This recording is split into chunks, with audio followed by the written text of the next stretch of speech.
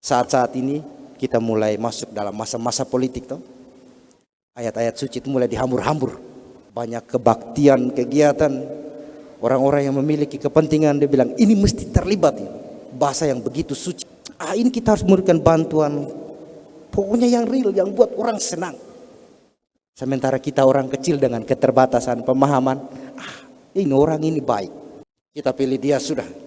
Dia ini cocok jadi pemimpin ini. Kadang-kadang itu pemimpin tampil di depan umum seperti malaikat toh. Tapi nanti kasih dia kekuasaan.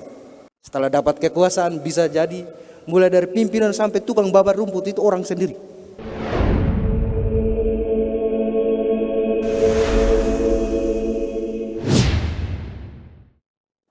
Bapak Ibu, saudara-saudari sekalian yang terkasih dalam Tuhan kita Yesus Kristus, setiap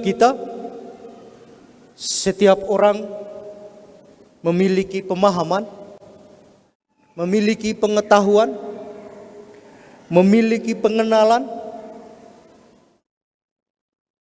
yang berbeda-beda tentang Mesias Tuhan kita Yesus Kristus. Dalam bacaan pertama, Nabi Yesaya dia menubuatkan, sekaligus dia menggambarkan tentang siapakah Mesias itu. Dia adalah hamba Allah yang taat, hamba Allah yang setia. Ia tidak akan memberontak, ia tidak membenci, ia tidak marah, ia tidak melawan ketika orang lain menampar dia. Bahkan ia memberikan punggungnya untuk dipukul. Dalam nada yang sama, kita dengar dalam bacaan Injil, Tuhan Yesus dia berbicara kepada murid-muridnya bahwa Mesias harus menderita, menanggung segala penderitaan, namun ia akan bangkit pada hari ketiga. Mesias. Hal menarik dalam bacaan Injil, Yesus dia bertanya kepada orang banyak dan juga kepada murid-muridnya. Ia bertanya tentang siapakah dia. Ia memulai dengan kata orang banyak. Kata orang banyak, siapakah aku ini? Para murid kemudian menjawab, ada yang mengatakan Elia, ada yang mengatakan Yohanes Pembaptis, ada pula yang mengatakan seorang dari para nabi. Rupanya Tuhan tidak berhenti. Dia terus bertanya lagi. Menurut kamu, siapakah aku ini? Bagaimana mungkin? Setiap hari ia mengajar mereka, selalu berjalan, bangun, makan, tidur dengan mereka. Tetapi ia bertanya kepada murid-muridnya, siapakah aku ini? Apakah karena murid-muridnya tidak mengetahui dia, tidak mengenal dia, ataukah tidak memahami dia? Bapak Ibu, saudara-saudari sekalian yang terkasih dalam Tuhan kita Yesus Kristus, Tuhan ingin menggugat mereka, para murid. Dia ingin tahu apa yang mereka mengerti, apa yang mereka pahami tentang dia. Sekali lagi, kenapa Tuhan bertanya kepada para murid, siapakah aku ini? Dan jawaban para murid yang baik-baik saja. Ada yang bilang para nabi, Elia, orang besar semua ini. Para murid mulai puji Yesus tahu? Iya kah tidak? Kata keminan. Para murid mulai puji Yesus tahu? Kasih yang baik-baik saja. Bah, ini Yohanes Pembaptis besar. Para nabi lagi. Kasih tahu dia yang baik-baik saja. Tuhan ingin menggugat mereka bahwa dia bukan hanya disanjung sebagai seorang dari para nabi, Elia sebesar Elia, atau juga Yohanes Pembaptis, tetapi juga suara-suara sumbang dari samping. Ahli-ahli Taurat, imam-imam kepala, ini orang-orang yang master kitab suci, hebat-hebat ini, orang pintar, bijaksana ini. Mereka orang pertama yang sudah mulai menaruh di hati. Kasih next dia, kasih lewat dia, ini provokator ini. Dia pengganggu kenyamanan dan ketertiban.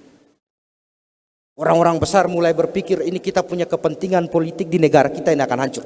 Orang ini harus cepat lewat. Para murid tidak. Mereka bilang engkau itu salah satu dari para nabi, Elia dan Yohanes. Bapak Ibu, saudara-saudari sekalian yang terkasih dalam Tuhan kita Yesus Kristus. Pada sebagian bahkan kita bisa jadi lebih melihat Yesus dari yang baik-baik saja tuh. Ketika itu menguntungkan sesuai dengan kepentingan pribadi, keinginan-keinginan kita, maka dia itu saya tempatkan sebagai Elia, Yohanes Pembaptis, ataupun salah satu dari para nabi besar. Tetapi bagaimana kalau itu ada di dalam kesulitan, tantangan hidup? Nabi Yesaya dalam bacaan pertama, dia bilang Yesus Mesias itu hamba Allah yang taat dan setia.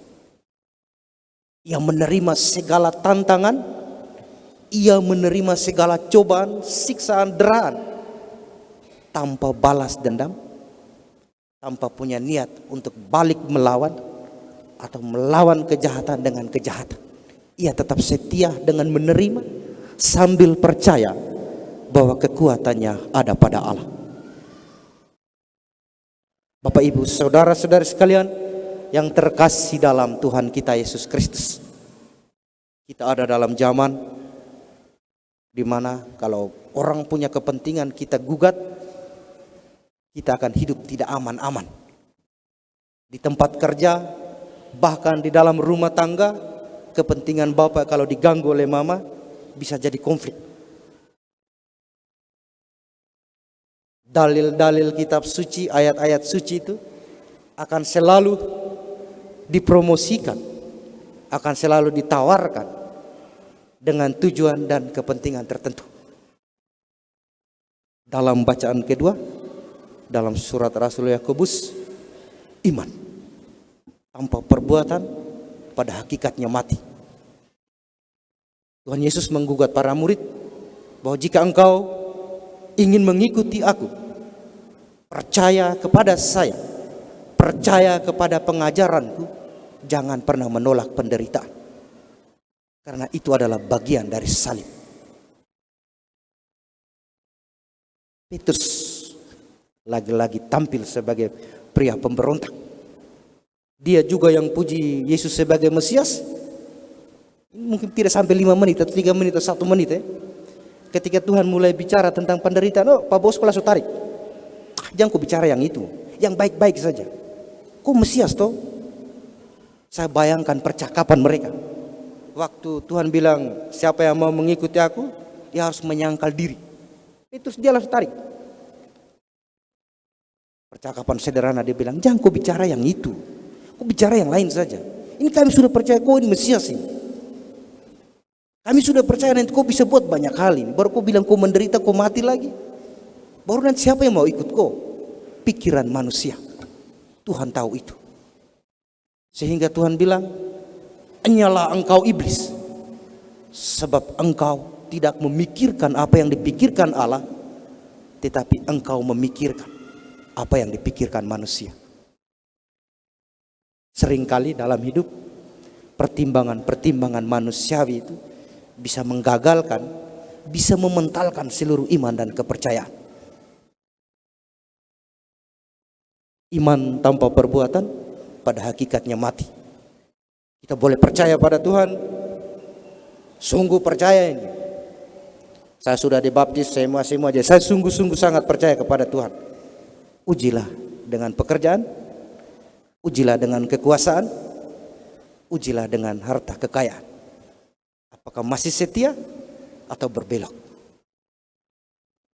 Iman berarti setia, berpegang teguh pada Yesus. Apapun halangannya, apapun rintangannya, tetap setia. Saat-saat ini kita mulai masuk dalam masa-masa politik toh. Ayat-ayat suci itu mulai dihambur-hambur. Banyak kebaktian, kegiatan, orang-orang yang memiliki kepentingan, dia bilang ini mesti terlibat. Bahasa yang begitu suci, hadir terlibat. Ini kita harus memberikan bantuan, pokoknya yang real, yang buat orang senang. Sementara kita orang kecil dengan keterbatasan pemahaman, ini orang ini baik, dia boleh, kita pilih dia sudah. Dia ini cocok jadi pemimpin ini. Kadang-kadang itu pemimpin tampil di depan umum seperti malaikat toh. Tapi nanti kasih dia kekuasaan. Setelah dapat kekuasaan bisa jadi mulai dari pimpinan sampai tukang babat rumput itu orang sendiri. Yang sering terjadi begitu toh. Di tempat kerja, ketika kita ingin berbuat baik, ingin yang lurus-lurus saja, siap untuk kau disepak. Kau sudah dapat jabatan bagus ini karena mau kerja lurus, pimpinan bilang orang tidak bisa diajak kerja sama, kasih lewat saja. Kasih dia yang tidak bisa buat apa-apa, terus staff saja sudah.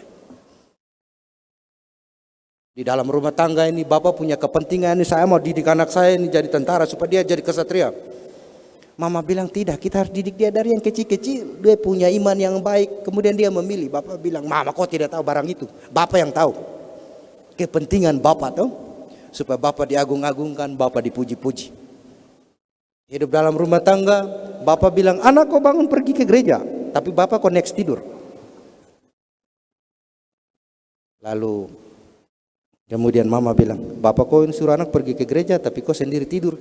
Iman itu urusan masing-masing. Yang penting saya sudah suruh anak pergi ke gereja toh. Tidak. Rasul Yakobus bilang, iman tanpa perbuatan pada hakikatnya mati. Mungkin mama dengan bapak berbangga, oh saya sudah selamatkan anak saya dia ke gereja. Tidak, tanggung jawab masing-masing. Dibaptis berarti menjadi murid Kristus. Pertanyaan siapakah aku ini menurut kamu?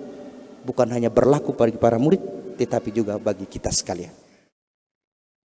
Bapak Ibu, saudara, saudari sekalian yang terkasih dalam Tuhan kita Yesus Kristus. Kepentingan, pemahaman, dan pengetahuan kita tentang Tuhan sangat mempengaruhi tindakan, tutur kata, dan perilaku hidup.